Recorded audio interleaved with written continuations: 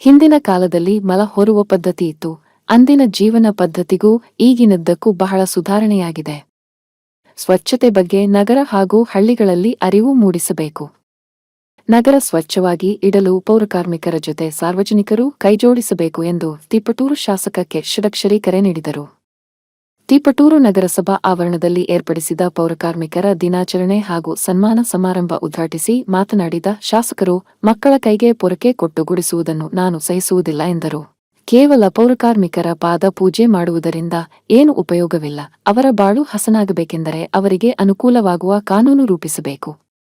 ಆಗ ಮಾತ್ರ ಅಧಿಕಾರದಲ್ಲಿದ್ದುದಕ್ಕೆ ಸಾರ್ಥಕವಾಗುತ್ತದೆ ಎಂದು ಶಾಸಕರು ತಿಳಿಸಿದರು. ಈ ಕಾರ್ಯಕ್ರಮದಲ್ಲಿ ತಹಶೀಲ್ದಾರ್ ಪವನ್ ಕುಮಾರ್, ಪೌರಾಯುಕ್ತ ವಿಶ್ವೇಶ್ವರ್ ಬದರಗಡೆ ಮೋದಿ, ಅಧ್ಯಕ್ಷ ರಾಮ್ ಮೋಹನ್, ಮಾಜಿ ಅಧ್ಯಕ್ಷ ಟಿಎನ್ ಪ್ರಕಾಶ್, ಮಾಜಿ ಉಪಾಧ್ಯಕ್ಷ ಸೊಪ್ಪು ಗಣೇಶ್ ಸೇರಿದಂತೆ ಹಲವಾರು ನಗರಸಭಾ ಸದಸ್ಯರು ಹಾಗೂ ಪೌರಕಾರ್ಮಿಕರು ಭಾಗವಹಿಸಿದ್ದರು. ವರದಿ ಆನಂದ್, ತಿಪಟೂರು.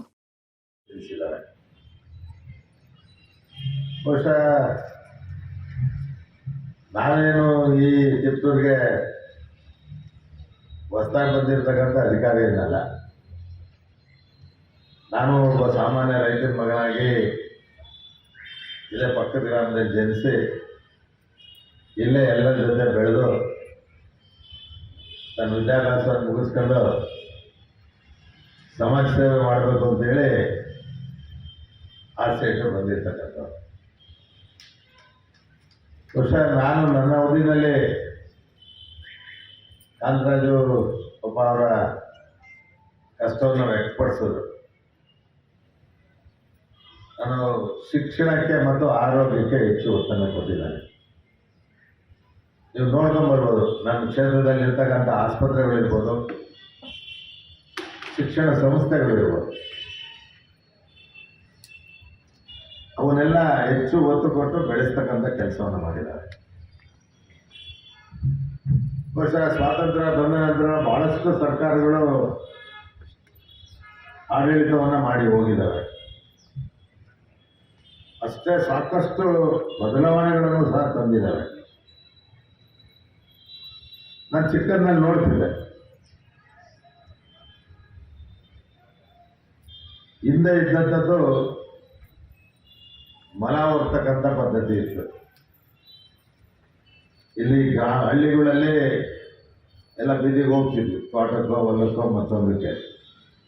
ಆದರೆ ನಗರ ಪ್ರದೇಶದಲ್ಲೇ ಆ ಮನೆಗಳ ಹತ್ರ ಒಂದೊಂದು ತೊಟ್ರಿ ಮಂಕ್ರಿನ ಬಾಂಡ್ಲಿ ಮಾಡೋರು, ಅಲ್ಲೇ ಮಲ ವಿಸರ್ಜನೆ ಮಾಡೋರು. ಅದನ್ನ ಆ ಕಾರ್ಮಿಕ ತಲೆ ಮೇಲೆ ಒತ್ತು ತಂದು ಸ್ವಚ್ಛ ಮಾಡಿರ್ತಕ್ಕಂಥ ದಿನವನ್ನು ನಾನು ಕಂಡಿದ್ದೇನೆ. ಇದಕ್ಕೆ